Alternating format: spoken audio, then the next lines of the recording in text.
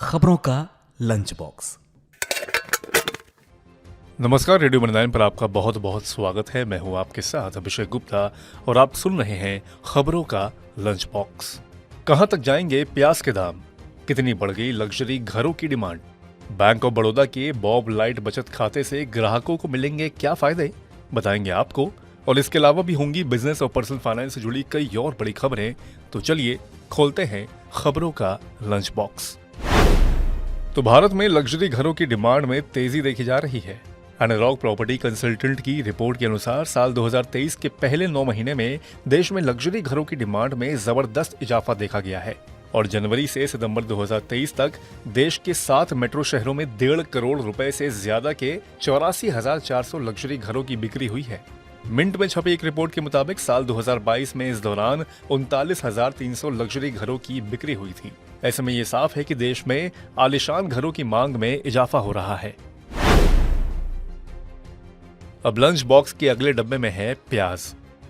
कुछ महीने टमाटर की कीमत ने आम लोगों के किचन का बजट बिगाड़ा था और अब उसी राह पर प्याज चल पड़ा है। पिछले कुछ दिनों में प्याज के दाम में रिकॉर्ड बढ़ोतरी देखी गई है। दिल्ली एनसीआर में प्याज के दाम एक हफ्ते में दोगुना हुए हैं। इसके अलावा बेंगलुरु, पंजाब, मुंबई और देश के बाकी शहरों में भी प्याज की कीमत 100 रुपए के करीब पहुंच गई है।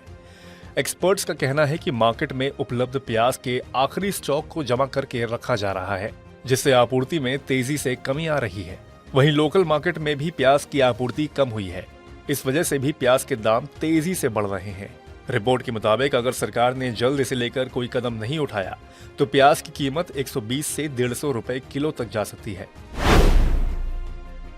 वैसे त्योहारी सीजन में प्याज की महंगाई को नियंत्रित करने और घरेलू स्तर पर इसकी सप्लाई को बढ़ाने के लिए सरकार ने इसके निर्यात पर सख्ती बढ़ा दी है। केंद्र सरकार ने प्याज के एक्सपोर्ट के लिए मिनिमम एक्सपोर्ट प्राइस की शर्त लागू की है, जिसके तहत $800 प्रति टन से नीचे प्याज का एक्सपोर्ट नहीं होगा।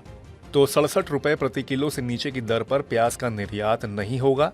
देश से प्याज के निर्यात पर 31 मार्च 2023 तक 40% एक्सपोर्ट ड्यूटी पहले से ही लागू है, लेकिन 40% एक्सपोर्ट ड्यूटी के बावजूद इसकी कीमतों में लगातार तेजी बनी हुई है, जिसे देखते हुए अब सरकार ने एमईपी की शर्त भी लगा दी है। अब अगली खबर है बैंक ऑफ बड़ौदा से जुड़े कस्टमर्स के लिए।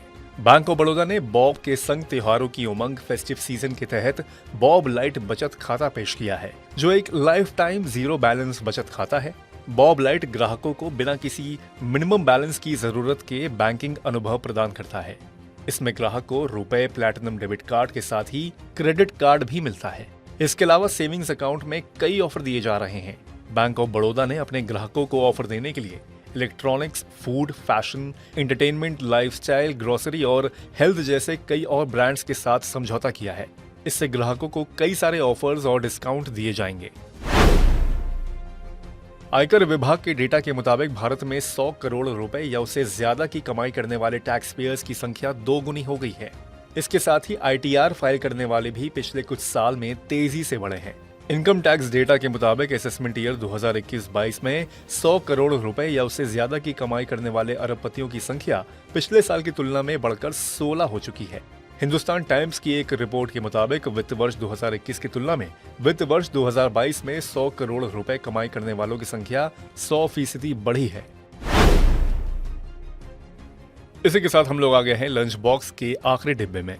एफएमसीजी कंपनी हिंदुस्तान यूनिलीवर ने साबुन और डिटर्जेंट के दाम घटाने की घोषणा की है। कंपनी ने कहा है कि वह कमोडिटी कीमतों में आई कमी का फायदा अपने ग्राहकों तक पहुंचाना चाहती है। दाम घटाकर कंपनी अपनी बिक्री बढ़ाकर छोटी और नई कंपनियों को बाजार में कड़ी टक्कर भी देना चाहती है। डिटर्जेंट बनाने में मुख्य रूप से इस्तेमाल होने वाले क्रूड ऑयल की कीमत पिछले साल के $112 प्रति बैरल से घटकर अभी $88 प्रति बैरल हो गई है। वहीं साबुन बनाने में उपयोग होने वाले पाम ऑयल के दाम भी करीब 1/3 तक घट चुके हैं। तो इसी के साथ बंद करते हैं खबरों के लंच बॉक्स को। उम्मीद है कि इसमें पेश की गई खबरें आपको पसंद आई होंगी। अगर ऐसा है तो हमें कमेंट करके जरूर बताएं।